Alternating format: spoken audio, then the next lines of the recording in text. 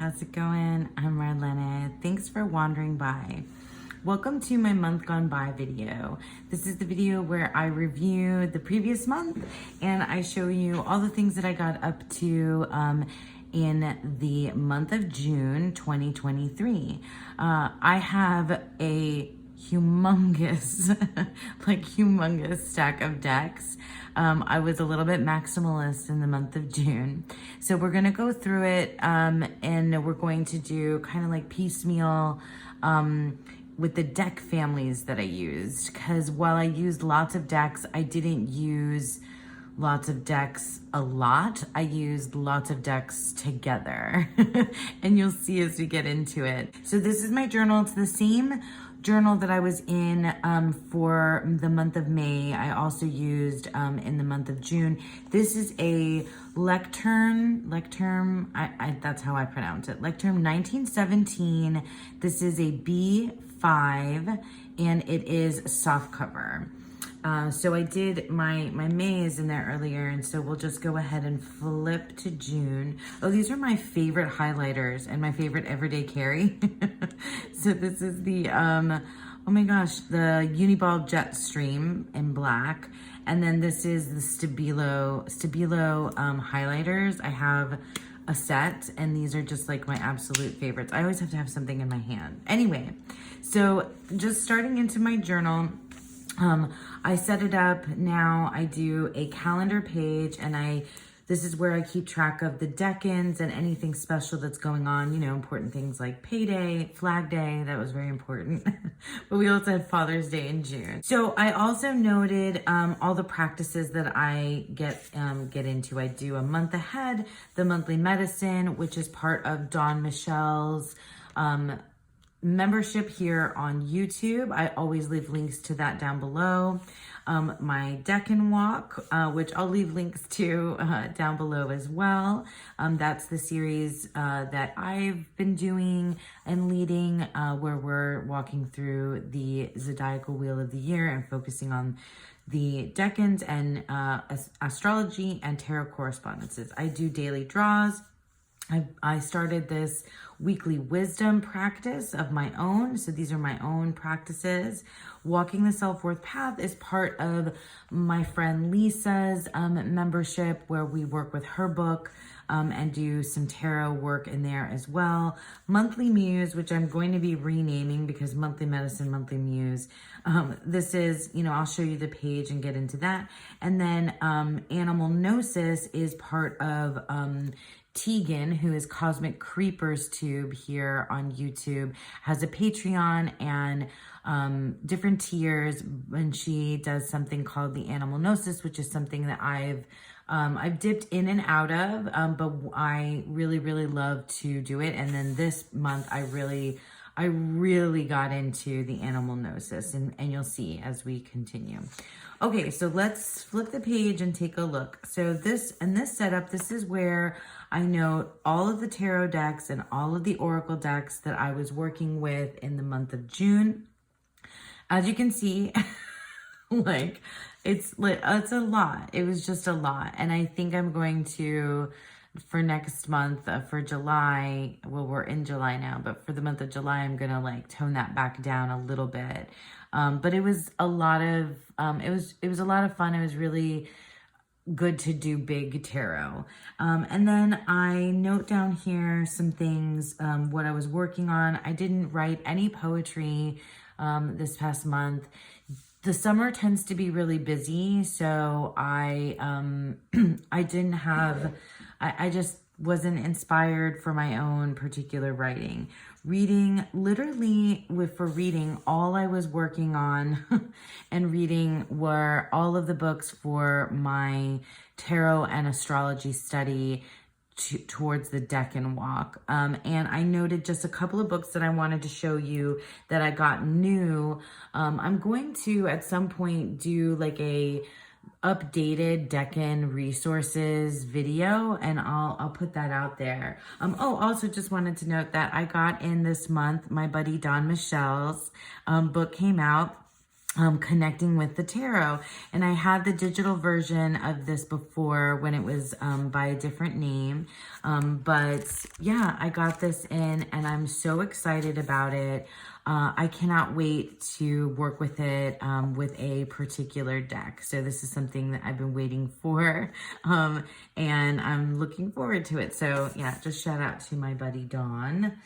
And okay, so these are the two books that I got that are connected to the deck and walk. So Tarot and Astrology by Corinne Kenner. This one's really, really good. I just did the Three of Cups, and I really enjoy it. I like the way that this is set up. It feels very clear, very succinct, really good for my deck and walk studies. Then I also splurged and got the Library of Esoterica, the astrology volume, the volume that's astrology. I don't have the others. I've thought about getting the others because there's tarot and witchcraft, I think, and I forget what the other ones are, but it really just made sense for me to get into the astrology one, and it is such a gorgeous book. I'll just flip through real briefly. Goes through all the planets, all of the zodiac signs, oh look, Gemini. All of the artwork in here and the write-ups about the artwork in here are just amazing. And it is, it's been really good. I spent some time, reading about Cancer because that's the season that we're currently in.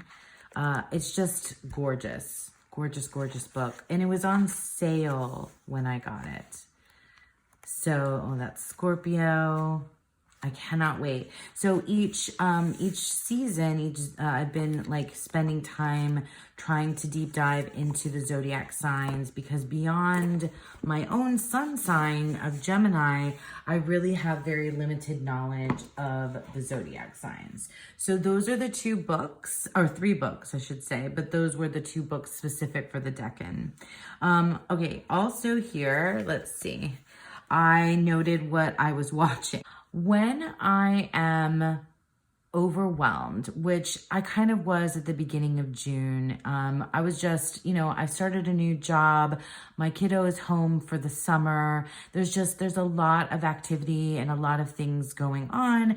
And so I was kind of stressed, and when I'm like that, I can't watch anything like action-packed, like those movies or TV shows or dramas or things like that just stress me out. So I need, when I'm in that type of mood, I need something mellow and peaceful or funny. And I tend to lean into that kind of thing. So the couple of things that I watched that were funny was I did a rewatch of Dumb and Dumber, because they also, on a podcast that I listened to, the Rewatchables, and I'll pop up Dumb and Dumber and the Rewatchables here on the screen.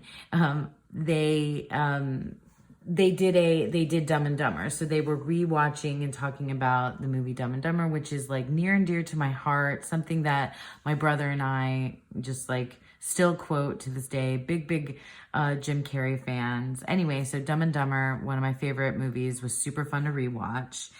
And I also watched Amy Schumer's latest stand-up. So for those of you that may not know, I am a stand-up comedy buff or stand-up comedy fan, and I have lots of comedians that I'm a big fan of, but often I'll just get into this mood where I'll watch lots of different stand-up specials and rewatch lots of different stand-up specials that I used to love.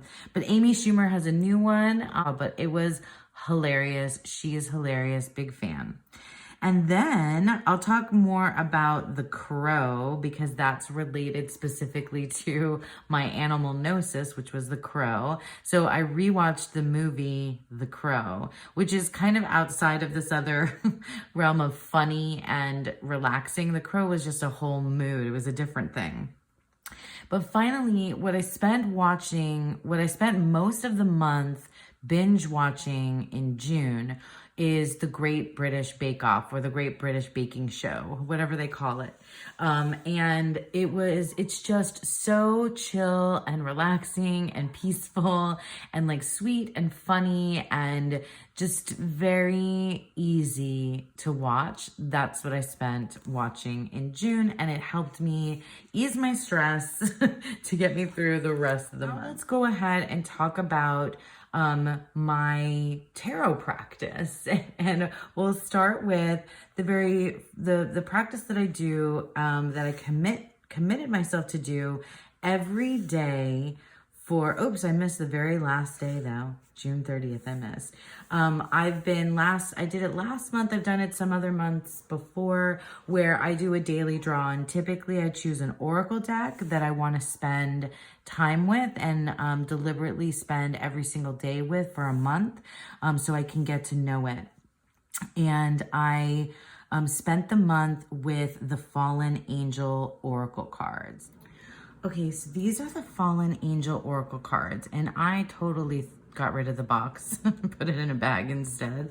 I edged mine in this brown, and I brought out the guidebook because this, while it's a very thin little guidebook, I really, I needed it. And I think that for those of you that may be like me, you know, to understand what this deck is really about, it's very worthwhile to read everything in this guidebook. I read through the introduction, the origins of the cards, like where they came from, and I have my background, like my religious background. I'm no longer practicing, but I grew up Catholic. And so there's a very, specific Catholic Christian, way to engage with angels.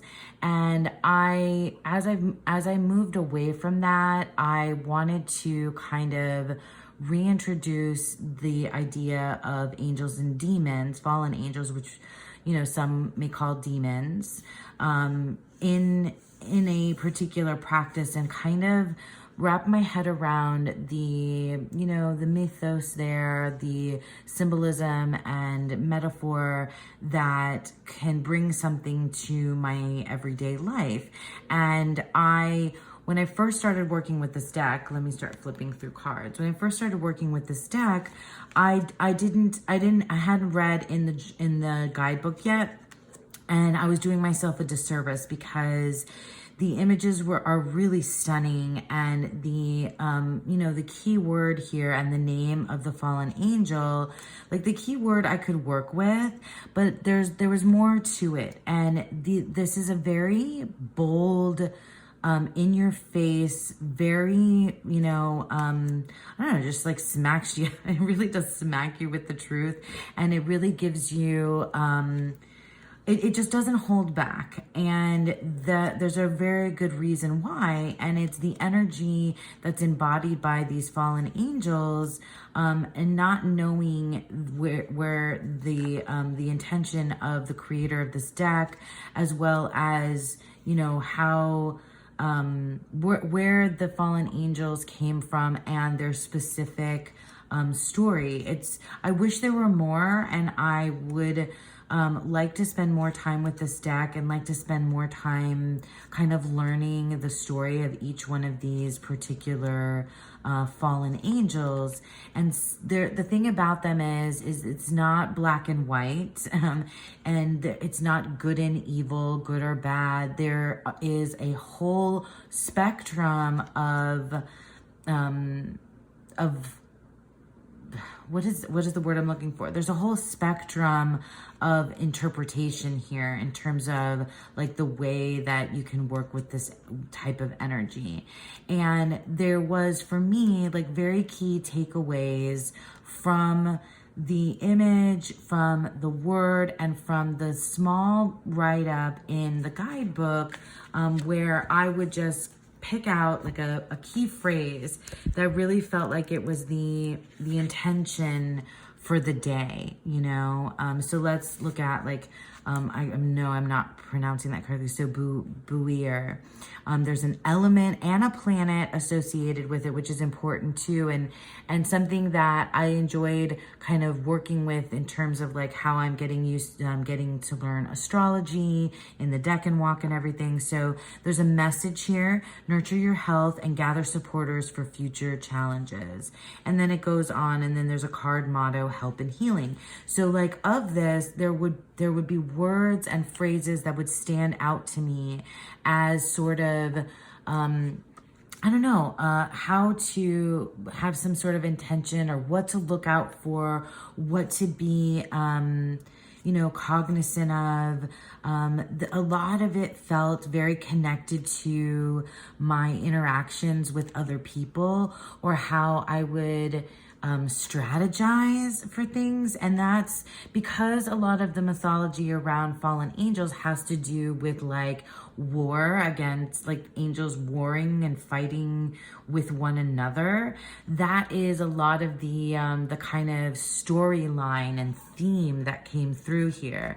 And so I, was working on translating that in a way about strategy that made sense for me in working in my everyday life, and interactions with other people, or my own triumphs and my own failures and my own kind of battles and things like that. So that's, it was very valuable. And what I want to do, I want to work with this deck more, because it really ended up by the end of the month. At first I was kind of lost, and by the end of the month I really felt like I had found a rhythm and understood what this deck was going to do for me, or is going to do for me. And now I really want to kind of slow down the pace with it, and spend some time with one energy at a time.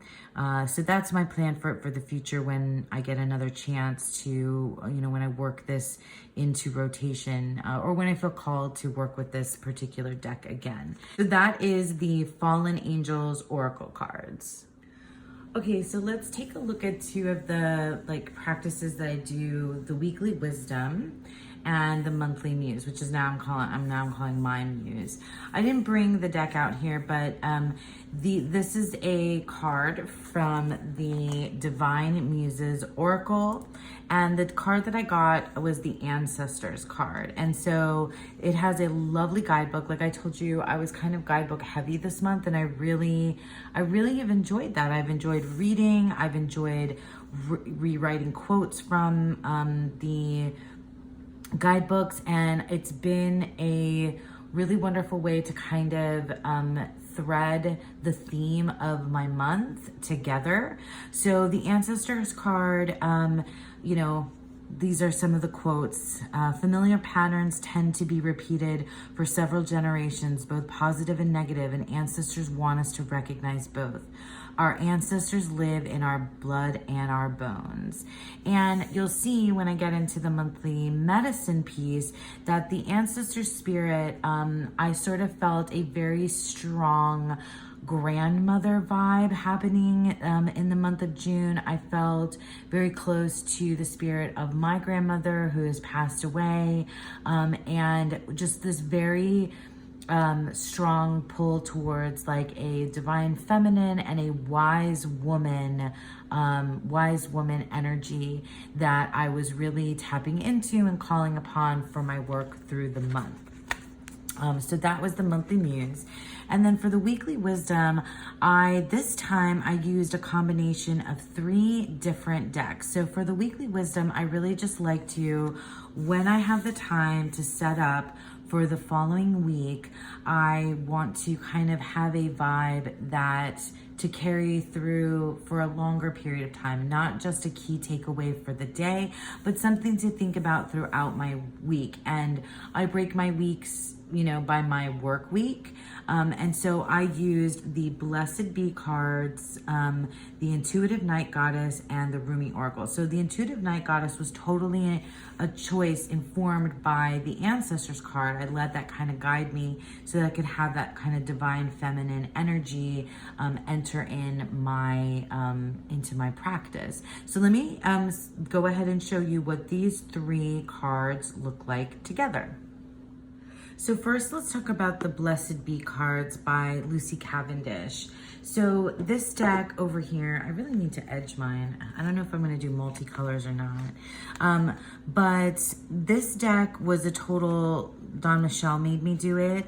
And I had used it in the past. Like I would intentionally pull cards for, and I still do, for like specific blessings. And I'll light a candle. So like for Father's Day, I pulled out a card for, blessing for good men and fathers, I think it was, for Mother's Day. I've done it for when my friends are traveling or someone's feeling ill, things like that. So like kind of like, altar cards where I light a candle. But for this month, it was part of this deck family. And then here is the Intuitive Night Goddess. I've worked with this deck just in this particular way so far. I waited so long, and then I finally was gifted this deck by someone. I had it on my wish list for some time, and I'm so glad to have it.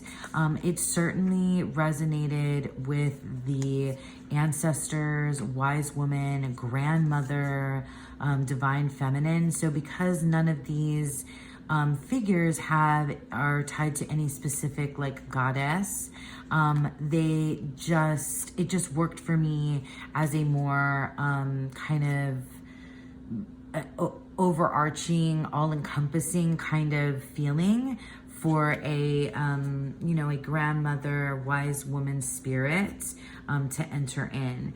And then the Rumi Oracle is one that I have used a lot, and I often use this at the end of readings for myself or for other people because it has the images, and I forget, I think so it's written by Alana Fairchild.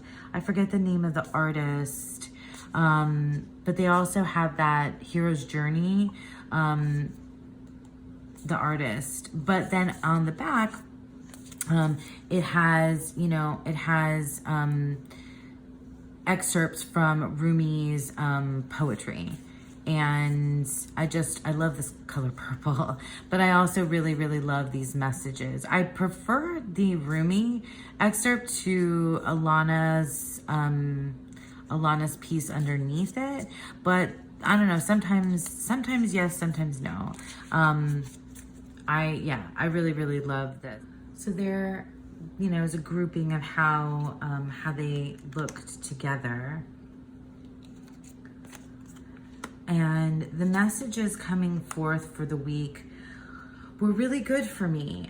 So it allowed me to kind of like figure out the overarching kind of idea for the week. So what the main focus was. And then the tarot card was more of a place where I could then kind of think more specifically about it. And how that energy or that idea I was gonna kind of work with it and move through. And then, the Rumi piece was sort of like the advice, the overall advice kind of at the end of it. So it was sort of like, this is the focus and this is how you're gonna work with that idea. And then this is your takeaway overall. And it was just a really good practice for me. It worked a little bit differently than the way that I had done this before with the quotes from the Divining Poets, if you watched what I did last month. But yeah, I really liked how this came together, and all together definitely still felt that overall kind of ancestor, like this is the voice of the wise woman, definitely feeling my grandmother kind of spirit guide, energy, advice, and you know, nostalgia for that kind of thing as well. So yeah, so that was the Rumi Oracle, the Intuitive Night Goddess, and the Blessed Bee card. This is my month ahead spread, and for June, I've been doing this every month, where I've been working with 9 different kind of spaces in a 9 card spread, where the first 3 are about what I want to create, experience, and manifest. And then the second 3 are what's important, what will bring me joy, and what am I devoted to, or what's my devotion for the month. And then finally, ideas, musings, and actions. And so for this spread, I used the Wild Child Tarot and the Wild Child Oracle card. This is not my specific reading, but I did a line of tarot and oracle and then tarot underneath. But just so you get the idea, I can show you the backs. This is the tarot deck and these are the sides. Just so you can get an idea of some of the different cards. This deck has been shown quite a bit on TarotTube. I believe the tarot deck is out of stock right now, but the oracle deck I think is available. I'll leave links for everything down below. These are the backs for the oracle cards. I love this like interesting, you know, oval shape. And yeah, it's beautiful, beautiful artwork by the same creator as the Healing Waters Tarot. Just bring out a few more cards. I really like this month ahead reading. It helps me set intentions. I think I'm going to talk more about that in depth in another video. But this soft, sweet energy that feels like very inner child to me, both of these decks, was really good for the start of the month. But I didn't continue this kind of feeling, this kind of inner child, soft, sweet feeling as I went into the month. I got quite moodier, and you'll be able to see that, that change by my deck choices as we continue on. So that was my month ahead spread with the Wild Child Tarot and the Wild Child Oracle. So these, I'll just show you really quickly the spreads in my journal, and not the decks, because the decks that I used for my deck and walk spreads, I was using in the other practices. So it was like whenever the deck and fell, the decks that I used were part of the decks that I was using for the monthly medicine, or just, you know, the decks that were there, the decks that I wanted to use for that. So this was the Gemini 2 spread. And then let me flip to and show you Gemini 3 and Cancer 1, which all came in the month of June. Here is the Gemini 3 spread. So I used the 8th House Tarot and the Love Who You Are Oracle, which I've shown and will show again here.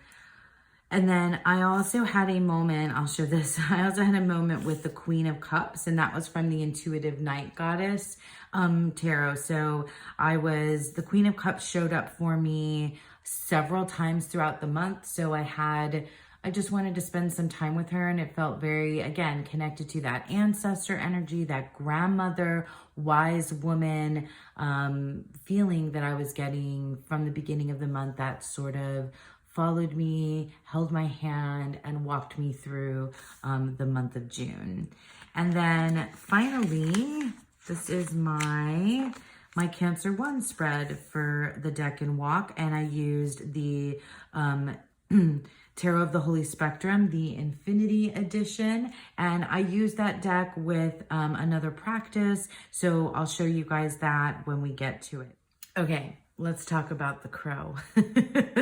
I am part of Tegan Cosmic Creepers Patreon, where she does lots of different things on her Patreon, but one of them, and the one that I am most connected to, is the animal gnosis. So she chooses an animal to focus on for the month, our animal for the month, and she gives us just lots of information. There's connections with folklore, there's connections with real life, environmental, specific things about that particular animal, their behaviors, archetypes around the animal, like I said, with folklore, just lots and lots of information.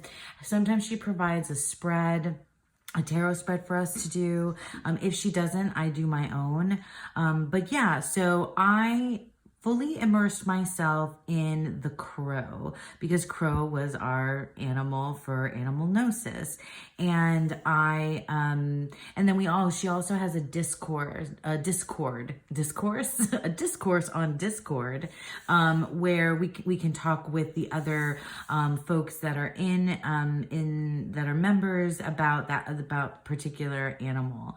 And often we find pictures of the animal in our tarot and oracle decks and post them and things like that. And it's a lot of fun. If you are interested, I'll definitely link to Tegan's Patreon down below. So for me, the crow, so I like to, when things have a pop culture connection for me, I really love to dig into that, and that's what I did. So I went ahead and I rewatched the movie The Crow, the one with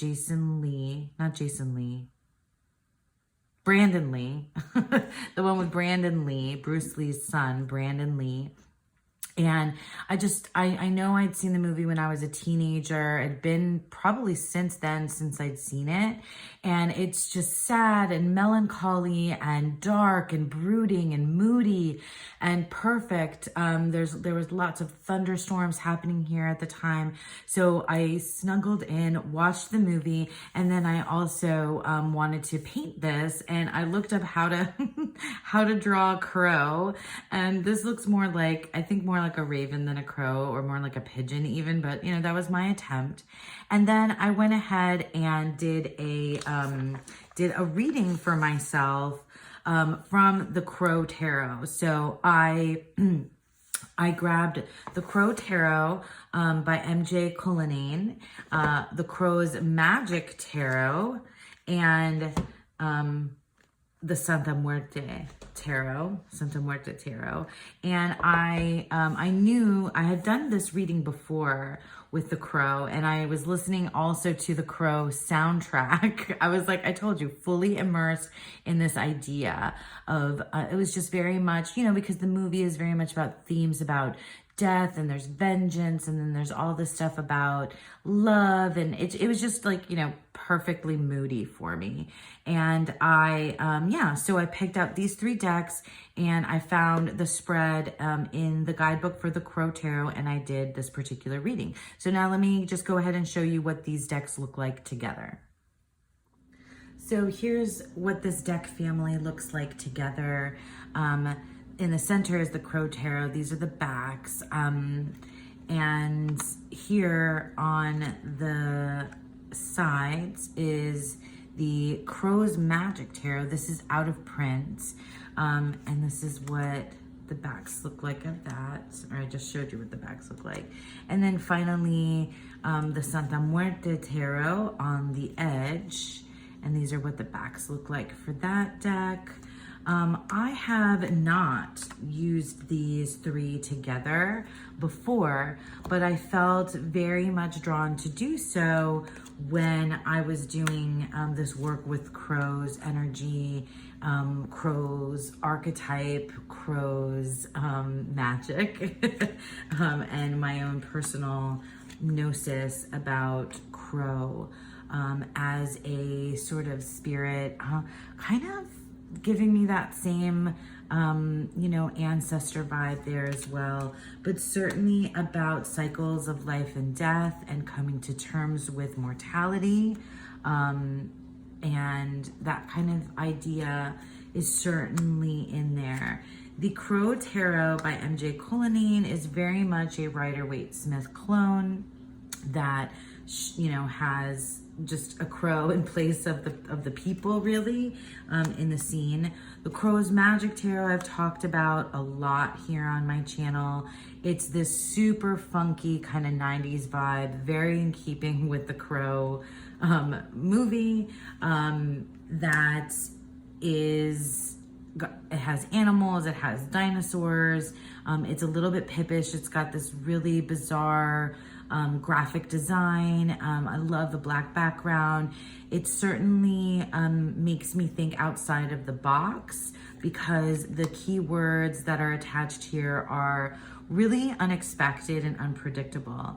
And then finally, Santa Muerte is a deck that I've used very rarely, but I'm glad that I have it in connection with some of my work with La Santa Muerte, kind of energy goddess deity, that is, you know, very in keeping with the idea of, you know, coming to terms with life and death cycles and mortality, and our relationship to our time here in this life, and so on. So all of that kind of grandiose things were going on in my mind. Meanwhile, I was very much in in the pop culture vibe of the soundtrack and the kind of emo, goth, moody Stone Temple Pilots, 90s alternative kind of rock mode going on there with the Crow, the movie, and the Crow, the idea of Crow as part of a symbol, an animal gnosis. So yeah, so that is the Crow Tarot, the Crow's Magic Tarot, and Santa Muerte Tarot. Okay, so another practice that I got up to, and again, I'm not in chronological order, but that's fine. This is the Self-Worth Path, written by my friend Lisa Pepez. I never tire of plugging my amazing friends and the brilliant work that they do. So you're gonna continue to see this book pop up, because we're working through it all year long. So every month in Lisa Pepez's membership, I'll leave links down below if for whatever reason you don't know how to find her or how to find the Unicorn Fam. One of the things that we do in one of her membership tiers is we're working through her book, we're reading a chapter or one of the steps, and then we have a specific tarot reading, or she gives us questions. You can journal about it, you can do a tarot reading on it. This one was really special because in the moment, she has a live stream, live chat that she does for us. And in the moment, I was like, I was in the live stream and I said, I hadn't done my reading yet. I was like, I'm going to do my reading now. And Lisa was like, that's a wonderful idea. Let's, you know, those of you that haven't done it, let's all do it and share. And so we all shared our readings together, and it was really, really, really lovely. And it was just so cool. I love things like that. Doing, you know, I do so much of my tarot practice solitary on my own, and then and I don't get to read for people as much as I'd like to, but there's something tarot that I do with my friends or tarot that I do with the community that feels interactive, where we're kind of like workshopping each other's readings and stuff together, is beautiful. And I used this deck, the Fifth Spirit Tarot, for my reading. I'm just going to go through this really quickly because this deck is new to me, and I got it towards the end of the month, which is when we did the live stream. So I really haven't worked with it much, didn't work with it much in June. So now this deck is part of my July because I'm obsessed. Like, I think this might knock another deck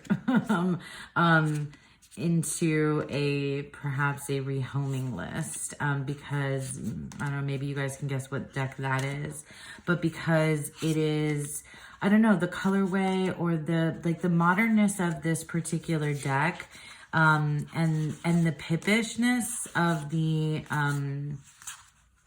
the minors. I love this hanged one so much. It just, I don't know, for whatever reason, I think it resonates for me more than any other kind of modern, look at that tower card, than any other kind of modern deck that I have. So yeah, that was really amazing, doing this reading together. And so I noted here, I have my, my thoughts on the other side. But yeah, that is the Fifth Spirit Tarot, Walking the Self-Worth Path by Lisa Pepez. Okay, so now we can talk about the monthly medicine, which makes up the bulk of my tarot practice each month. I've mentioned it. I will continue to mention it. I don't mind plugging my genius, brilliant friends. Dawn Michelle has a membership where she provides a guided practice called the monthly medicine. And this month, June 2023, the particular topic was enchanted realms. So what I did this time in my journal is each week was a different realm of an enchanted realm. So the first week was the realm of nurturing. And what I did is I put all three of the readings, because we do a reading Monday, Wednesday, and Friday. And so I put all my readings into one spread this time. And if I wanted to write more, I wrote more like on the next few pages about it. But like I told you, I had a very guidebook heavy month, and a lot of the decks that I was choosing had me spending time in the guidebook and reading through it and then writing, specific quotes from the guidebook.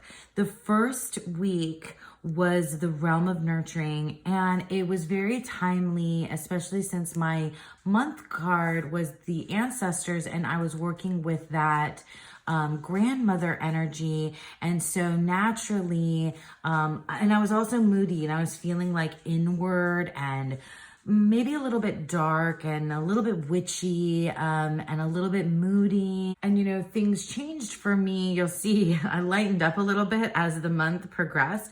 But the particular decks that I chose to use for the realm of nurturing, because I felt like I was being nurtured by this very witchy, even dark goddess, but also grandmother-like, ancestor, wise woman kind of spirit that was, filling my my ideas and my practice at the beginning. So I used the Tarot of the Crone, the Witch's Oracle, the Intuitive Night Goddess.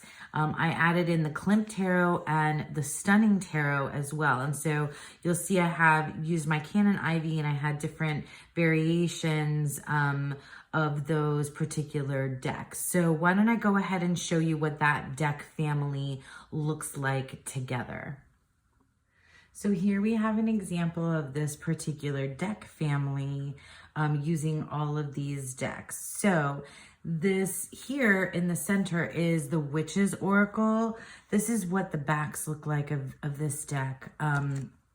And this particular deck, I really like the guidebook. I really love the way that it's set up. I love that it gives you, so here's an example. It gives you a, black and white picture of the card itself, a vibration, keywords. It gives you, this particular, it tells you all about the specific symbols inside the card. It has a meaning, and then it has a high note and low note, which I really, really like. It does that for every single card. And I spent time with this, and every single, every single card just felt really, really tied to, I'll put a few more here. It's obviously very witchy, which is Oracle, but like cord, it just felt like something that I should be working with. like real work, like active, you know, that's what it felt like. Working with that oracle being kind of like a focus card in my nurturing, in the nurturing realm. So remember, I was like trying to tie in, not trying to, but very much just was tying in that energy of that grandmother kind of wise woman spirit. And it certainly was the place where I was able to tap into like a specific active energy to get involved in. And then the Tarot of the Crone by Ellen Lorenzi Prince. I'm sorry, guys, this is out of print, but this guidebook for this deck is just special. I mean, the fact that a lovely person reached out to me and gifted me this deck after they had heard that I was, this was my one that got away that I had talked about. It was just like so lovely and so kind. And it was made, it worked perfectly for me, this particular month. And of course, the Tarot of the Crone has the grandmother, wise woman spirit within it. And the writing in here, it's poetry. It's so special. This deck is like, you know, now if I had to do that 21 tarot questions again, I would say that this is the deck that you would have to pry out of my cold dead hands. But it is very different than your, you know, traditional Rider-Waite-Smith. It has just artwork that goes other places, and the guidebook is so awesome to walk you through the energy, the colors that are in here. The way that it worked with this witch's oracle was great, because like this is the place where in order to nurture myself, I had to have this kind of like active ingredient, you know, like the sword, right? And then taking a look at, you know, how to, you know, make that, to bring about that energy into my life. Four of Wands, Five of Discs, in a, you know, in this nurturing realm, like taking care of myself. So that was like the next layer for a lot of these readings that I did. And then the last places were the Stunning Tarot. So here's the backs of that. This is, I believe, out of stock right now. This is the Stunning Tarot by Yonasa Yaos. This is another very witchy deck that has these very specific colors of the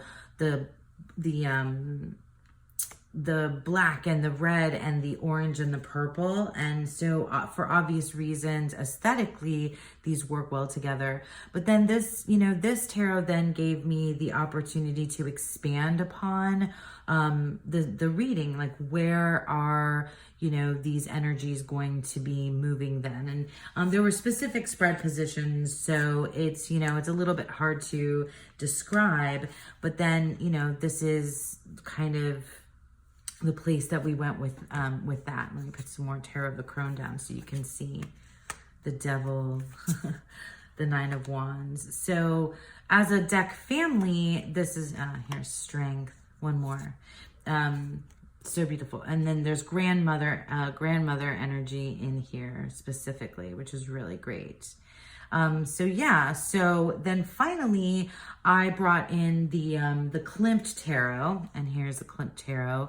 I edged mine, which I'm like, I've been obsessed with this deck since I got it, but it also really just sort of like, in the positions that it was in, it gave me another place to look towards, to expand upon the meaning of my reading. So let me pull out one more for everybody all around. The Book of Shadows. I know I got that card. The World. The Seven of Discs. And then here we have the Ace of Swords, the Lovers, ooh, and the King of Swords. Really cool. And sometimes there were, you know, when I'm using multiple tarot decks, sometimes there were there was a card, that happened again, that was doubled. And when that happens in a spread, I really feel like it means that I need to take a look at both the light and the shadow of that particular card on occasion. Sometimes it may mean something else, but on this occasion, I already mentioned that I got the Queen of Cups. And so I got the Queen of Cups twice in 1 week. So it really, or 3 times. Yeah.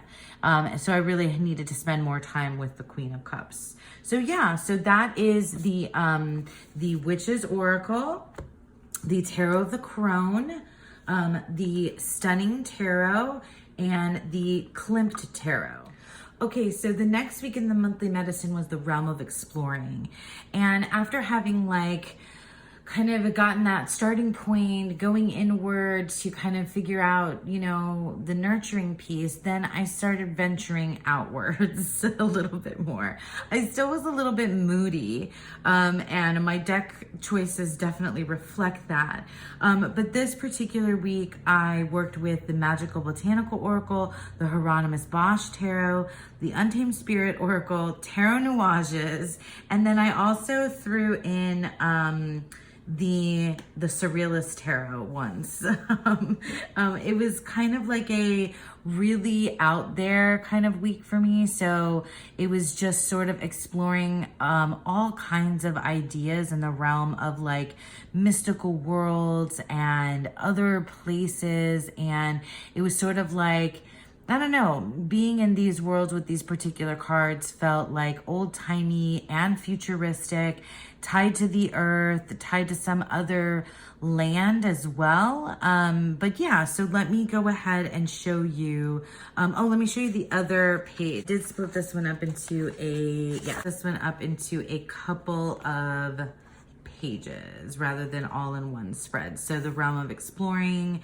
again here, I pulled in, this is where I pulled in the Surrealist Tarot. Let me show you what this deck family looks like together. Again, another very guidebook heavy week for me. So let me start with the Magical Botanical Oracle. So these are the backs of this particular deck, the Magical Botanical. It is a stunning deck, and it's especially potent when you use the guidebook. This was my deck that kept me grounded, that made me feel rooted, whereas all of the other decks kind of around it were like me exploring outwards from my own particular world. And the Magical Botanical, I know very little about botanicals and herbs and things like that. And so the guidebook was amazing. So reading about the herb, the magical meaning, the plant spirit medicine, the divination meaning, the reversal meaning, and then the affirmation that came along with it. So I definitely pulled lots of really good information from the guidebook. So this Magical Botanical Oracle is another deck that I feel like, just like the Fallen Angel Oracle cards, I want to slow down with it and use it very intentionally, working with one card at a time. I had my moments with the particular cards that I got, and I had some repetitive cards too. So it was just, that was a really, really good, really good experience and a good focal point. Just like the Untamed Spirit Animal Oracle, this is a little white book, a little guidebook, but it's really, really good. I have quite a number of animal decks and animal oracles, and the Untamed Spirit, so here are the backs of this. This is a mass market deck. All of these are mass market. So here's Raven. Oh, how funny. And it has 1 or 2 keywords, and I love this line, this black and white and cream colors. And then it has, 1 or 2 keywords at the bottom. The Magical Botanical doesn't have keywords, so this was kind of like my place for that. And so here we are, exploring, but we're very rooted in our earth. And so I have our, plants and animals kind of springing forward to give me like the archetype to then move through these like other worlds, because the further out we go, the more surreal we get in my realm of exploring, or the realm of exploring it was. So the Untamed Animal Spirit guidebook is really good. So like here's an example. It gives you the scientific name of the animal, the class, the order, the geography, its spiritual power, and then it has a like a little message from the animal. And then the write-up, it's just very clear and succinct. I pulled rabbit, and I won't be able to get to it very quickly. I pulled rabbit, and the layers of meaning about rabbit that it gave in just one tiny little paragraph, where it included, you know, kind of behaviors of the particular animal in real life, but then also folklore and ideas behind it. It was really good. I really got a lot out of it. So yeah, the Animal Spirit Oracle, I didn't use it. I mean, I remember that I was using all of these cards and only pulled, you know, 1 or 2 the entire week from each deck. Okay, so then moving outwards, we have here, we have the Hieronymus Bosch Tarot. And this is called a tarot, but it is absolutely not a tarot. Well, I mean, it's its own structured thing. And it has some of the tarot cards, but it has like more suits than 4.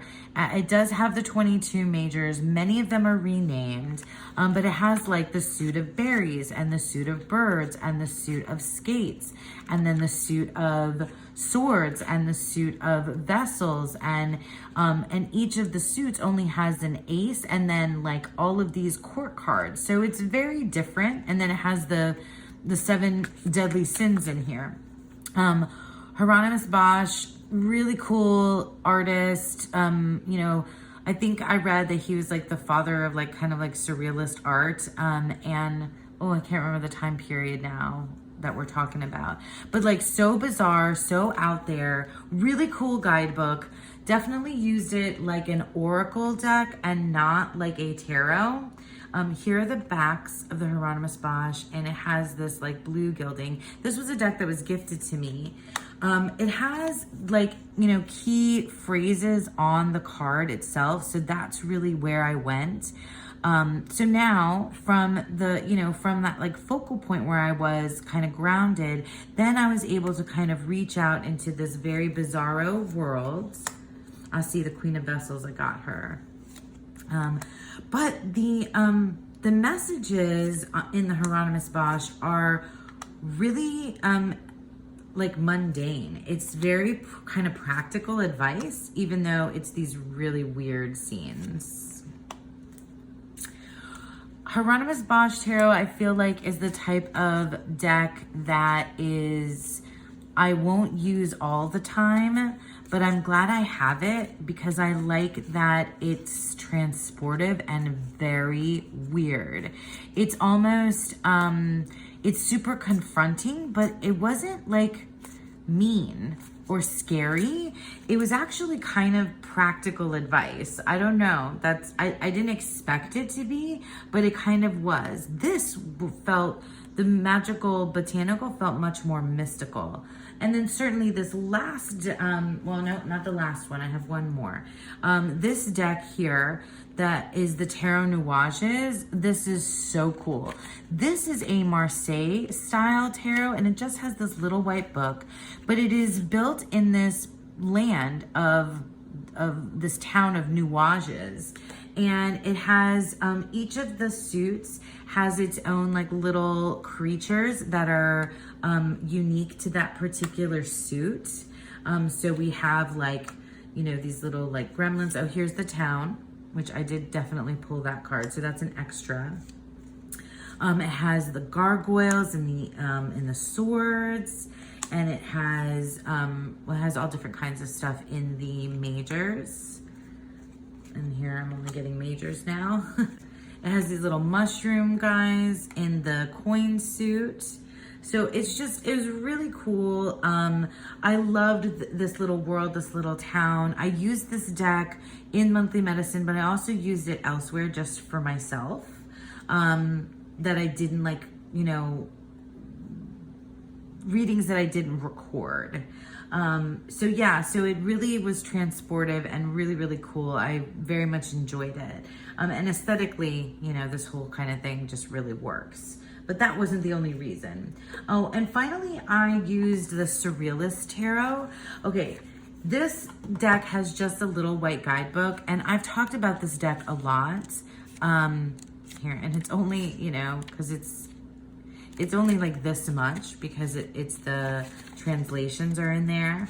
I love this spread that it has in here, this discussion about surrealism. Like the card meanings in here are really fascinating. I really enjoyed it. And so I added the Surrealist Tarot into my readings here at the end. Let me move this up a little bit so we can get a whole scape, you know, reading scape here. Oh, the Chariot. I've been studying the Chariot, so I love that. The Knight of Pentacles. So you can see this, like, you know, the surrealism, you know, there, and surrealism here, and the sort of fantasy vibe. Really is an exploring, you know, exploring kind of vibe all around here with all of these decks. So yeah, the Surrealist Tarot, one of my favorites. Definitely, you know, it wasn't always this many cards. But with the guidebooks, I really felt, you know, I really felt like these are the type of readings that I spent time in. So there's multiple decks here, but I spent quite a bit of time with each card from each deck. So that was the Magical Botanical Oracle, the Untamed Spirit Animal Oracle, the Hieronymus Bosch Tarot, Tarot Nuages, and the Surrealist Tarot. So the next week was the realm of growing. And naturally, after having gone through nurturing, exploring, now I was starting to feel a little bit less moody, less surreal, and more about like wanting to learn and getting kind of like lightened up. And so the decks that I picked for this particular week really felt more in keeping with that that feeling. I just started to feel, you know, towards the latter half, I was more in the groove with the particular routine, with my new job, with my daughter being home, with our activities, and, you know, just my spirit was starting to feel a little bit more light, and it couldn't have been more timely than to get into the realm of growing. And so for this week, I used the Hedwig Botanical Oracle, the Love Who You Are Oracle, and the sister decks of the Herb Crafters Tarot and the Gaian Tarot. So let me show you what that deck family looks like. On my journal, like I did various combinations of this particular deck family. It didn't always look like this for all of them. But let's start with the first. So the Hedwig Botanical Oracle is the one that's here in the center. These are the backs. And you guys, this guidebook is really essential for me with this particular deck. At least it was this week. This is the type of oracle that I really love because it has just one key word. And while often I'll use just that word to go off of without any connection to the specific plant or botanical, this time, because this felt like a week of growing and learning, I was expanding my knowledge base, and I was starting with, you know, just the guidebook that I had. So the Hedwig Botanical is, you know, perfect for that. I didn't use it that much, just once or twice, I think. And all of this negative space with the white background was perfect for a place to start. The Love Who You Are Oracle I talked about all of these decks in my summer vibes video, so I won't spend too much time. Another really great, inspirational, guidebook, and this one I spent much less time in than the other guidebooks, I'll admit, but because the key words here, right, the key phrase is really kind of self-explanatory. It's cheeky in places, and it's really beautiful, like remember your crown queen, you know, things like that are kind of like, you know, cheeky and cheesy, but I really enjoyed it, and it did support the messages. So I often started with this like oracle in the middle and then grew, you know, the tarot out and around it. And then I've talked about these two decks, the Gaian Tarot and the Herb Crafters Tarot. I absolutely love the Herb Crafters Tarot, and I want to spend much more time with it. This is such a clever deck. For those of you that are like me and don't know anything about herbs and plants and botanicals, but you are a, you know, big time tarot enthusiast, the connections that they make between the particular plants and the tarot cards, it's just really clever. So here's, you know, some of those. Oh, I skipped the Gaian Tarot. The Herb Crafters is out here. I guess I got excited to talk about the guidebook. This deck, I mean, like just the setup, it's so beautiful, the artwork. They're sister decks because the creator is the same.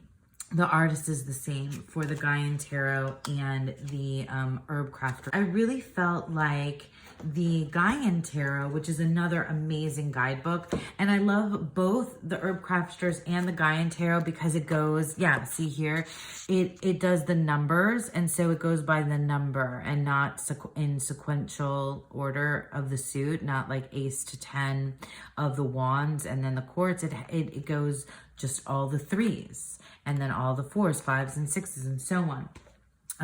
The Gaian Tarot, so I did a mod of this deck, and I talked about it when I showed it off for my summer decks. The Gaian Tarot, stunning, and it brought the people in. So we had the focus, you know, with this, like, this is a really empowering, like, kind of like cheeky self-care place. And then the one keyword, and then we have the people.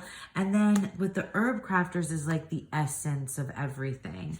And so that's how my readings, you know, had specific positions, but together, that's kind of like the feeling of all of this deck family, where we have like, you know, your roots and your self-power, and like situationally then with the tarot, like moving out from the oracle with the tarot to kind of like see your community and to really, you know, I don't know, that's where the growth was for me.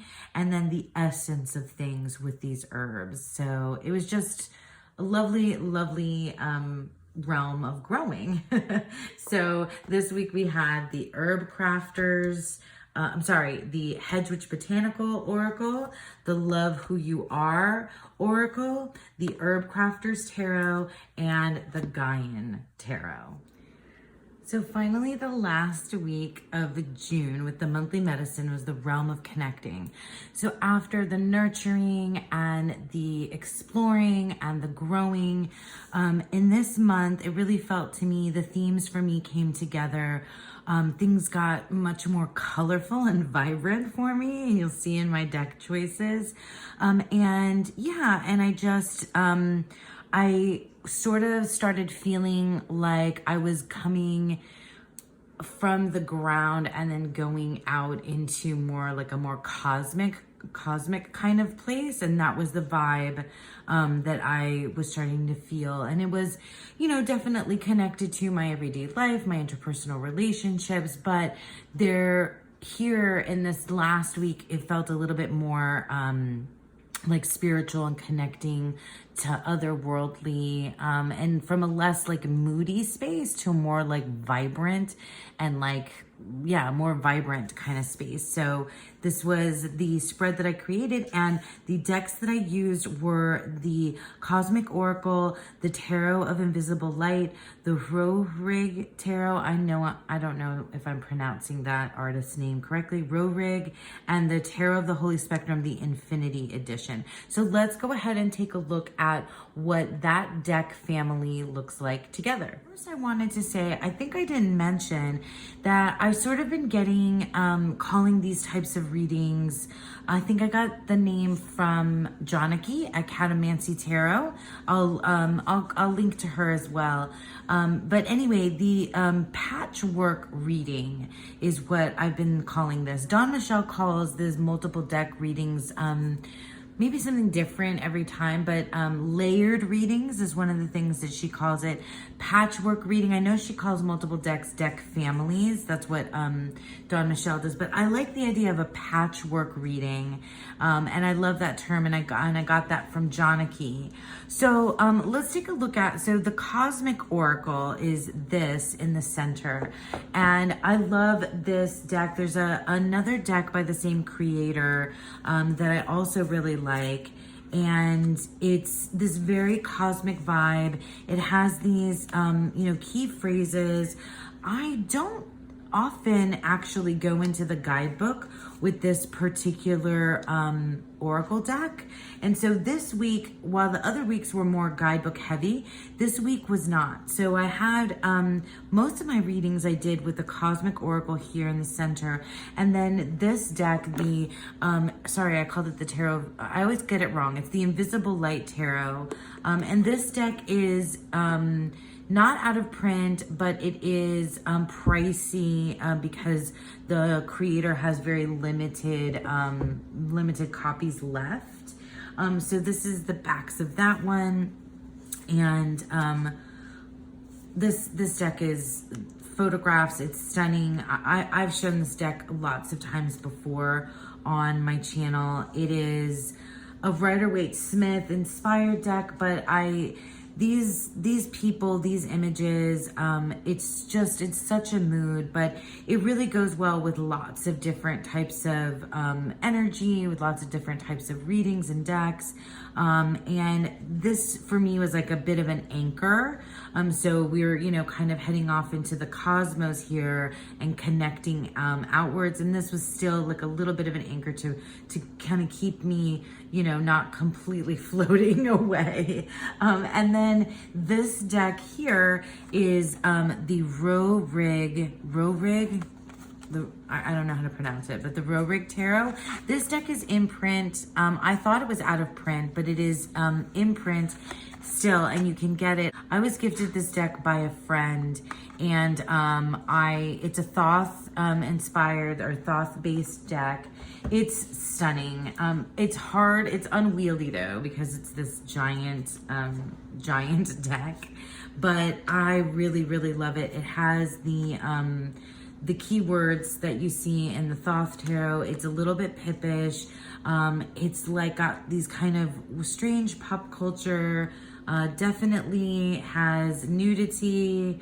It is a little bit bizarre, but it definitely feels like science fiction fantasy kind of cover art for like books and movies. And the whole cosmic kind of sci-fi vibe carried on here in terms of where I was connecting, and that kind of story, that kind of theme really does speak to me. And then finally out here we have the Tarot of the Holy Spectrum, but this is the Infinity Edition. Oh, you can see my camera because it's a mirror. Hello. So in any case, the Tarot of the Holy Spectrum, the original, is one of my favorite decks. But the Tarot of the Holy Spectrum Infinity, is a little bit more of kind of the vibrant colors. So where I prefer this devil than the devil in the original.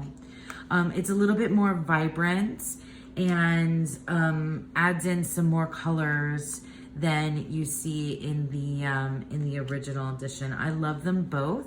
I love everything about these decks.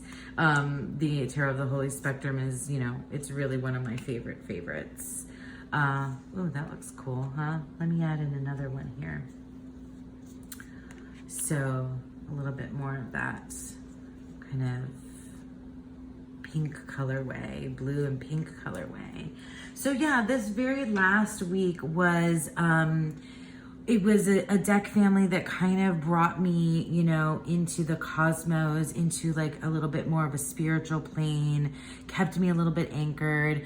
The readings certainly helped me kind of get through the things that I was working with, and visiting this particular realm was really cool and very helpful, as the monthly medicine always is. So yeah, so that last week, that was the Cosmic Oracle. And then we had the Invisible Light Tarot, the Rig Tarot, and the Tarot of the Holy Spectrum Infinity Edition. So there you have it, guys. That was my month of June 2023. Thank you so much for sticking around with me. That sure was a long one. Thanks again so much for sticking around with me. I hope that you all have a beautiful, wonderful day.